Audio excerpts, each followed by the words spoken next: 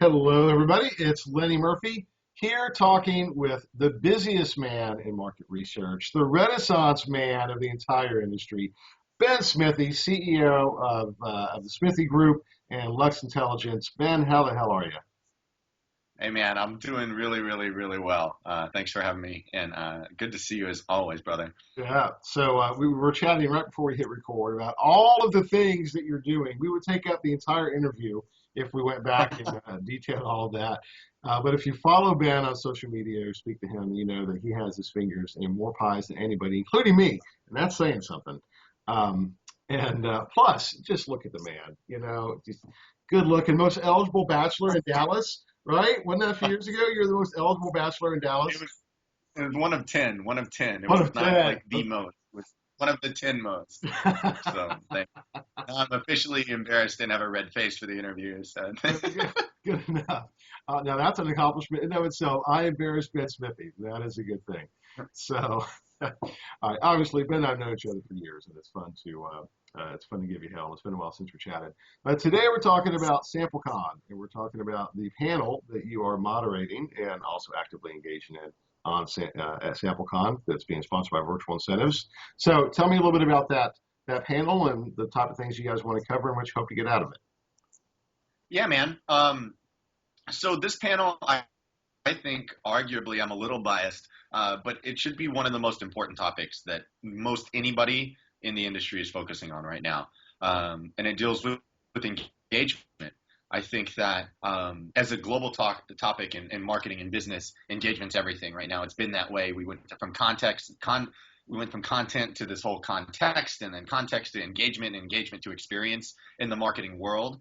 And if you take that now as a subset into marketing insights, consumer insights, marketing research, surveys, quantitative, it doesn't change. It's the same thing. It's got to be about engagement. It's everything in terms of effectiveness and efficiency in doing our jobs and gaining data and data acquisition and data mining, everything like that. It's about how can we get truly engaged consumers, respondents, participants, whatever word and nomenclature we want to use. But how do we keep them engaged to get better data, to get reliable data, and actually feed the industry that's the fuel and the lifeblood of our industry. So that's what we're going to be focusing on in the panel. Only the most important topic in market research. Of course, I would expect nothing less from you, Ben. Nothing less. The Now, this is a topic that researchers just don't particularly resonate with, particularly traditional researchers. Engagement was not part of the equation. It's around random samples, et cetera, et cetera. And today that's kind of a fundamental paradigm shift for the industry. So, how do we think more like marketers? Or actually, let me rephrase that. It's not think more like marketers. I think it's act more like marketers while still thinking like researchers. What's the secret sauce? This is going to help that transition occur. Well, I think it's a couple things. One, it is contextual. It's a value proposition. And how do I give value to a research participant, a consumer, a person? Remember, treating them like person, not treating them like a number. But how do I give them something that's valuable to them in order to pique an interest and to pique engagement?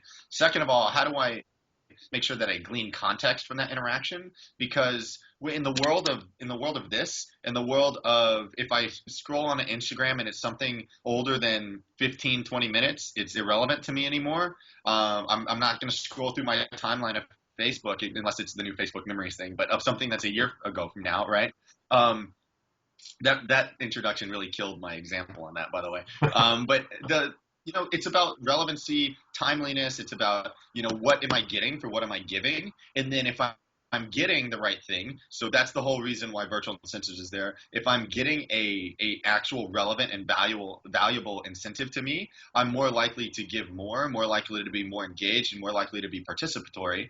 And then if you use the technologies that we have, hence where sort of Vox Pop Me comes in and stuff like that, with adding video context, because video is everything. We're not doing an audio interview. We're not doing a written interview. We're doing a video interview right now, right? Mm-hmm. So the context that video adds into the world of intelligence and insights is almost like a seat at the table today. It's table stakes, or it should be. So I'm interested to really see what Dave's going to bring to the table for that, because I really believe in what they're doing. And then to sort of round it out, we have Denise Bryan from AOL, and she's the user of this. You know, she's known for doing a lot of great stuff in quantitative and voice of the consumer at AOL. So the stuff that she's able to do and bring that sort of added context in all of it is really going to round it out nice. That's why I'm super stoked about this. Very cool.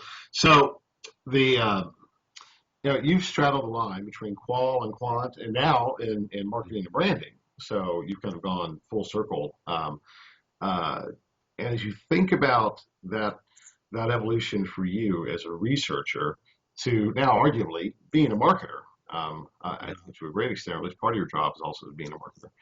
Um, what advice do you have to folks who won't be able to attend Samplecon to be thinking about this topic overall? Call in sick and get there. Fair enough.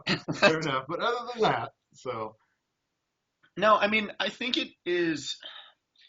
We don't. It sucks because we're not getting any less busy and we're not getting any more time, right?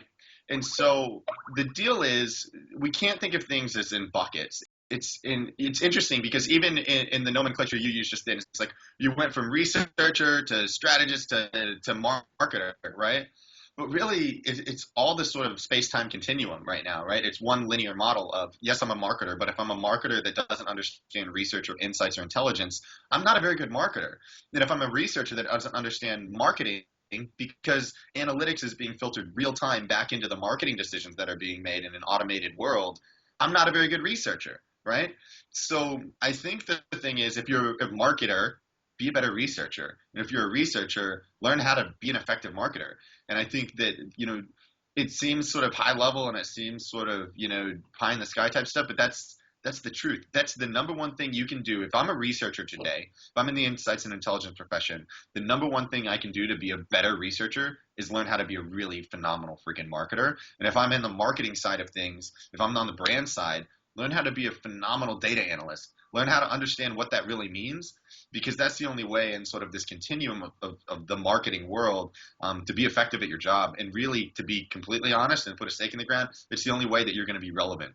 Not successful, but relevant in the future. now, so totally agree with what you're saying, although recognizing that I think researchers traditionally probably make very poor marketers overall. There's exceptions to the rules, obviously, like you. Um, would we also say then at least if you're not going to be that awesome marketer, surround yourself with an awesome marketer on your team.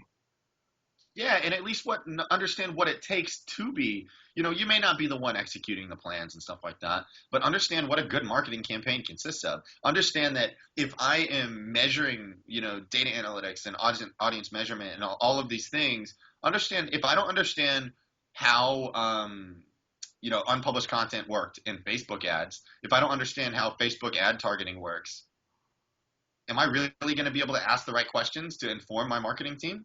If I don't understand how the newest ad launch in Instagram works, if I don't understand how the current updates in Snapchat stories works, how am I getting the right data to serve my marketing team with the tools that they need to be using today? So yeah, you may not be the world's best marketer, but if you don't speak the language, if you don't really stay up to date and put more than a toe in the water, you're kind of doing yourself and your teammates a disservice. Sage advice, my friend. And again, want to reiterate that come from somebody who's done that. So you're probably, I'm not blowing smoke. But when I think about the industry, you are the archetype to a great extent. Young, learned how to be a researcher, was a great researcher, and then kept branching out, but still have this phenomenal foundation in research itself. So, so that's a slogan: be more like Ben. That's what we'll do. That's it for 2016.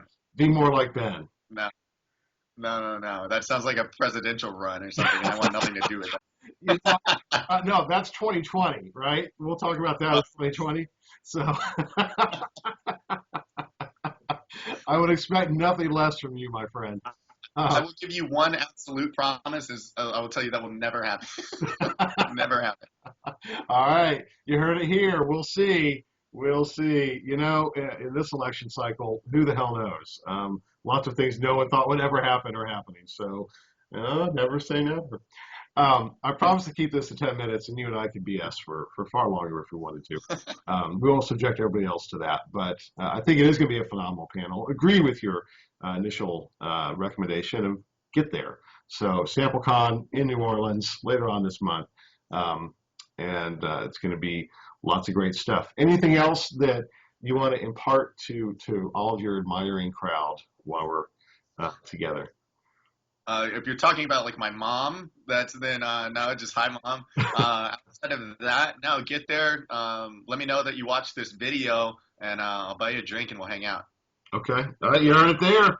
So buy in drinks. Okay. I can guarantee you that at least there's going to be 20, 30 people who watch it at the very minimum. So, that's a pretty good bar tab, buddy. So, Ben, thank you. Always a pleasure. It's great cutting out with you and getting serious. And we appreciate taking the time. Likewise, brother. I appreciate it, man. All right. Thanks, man.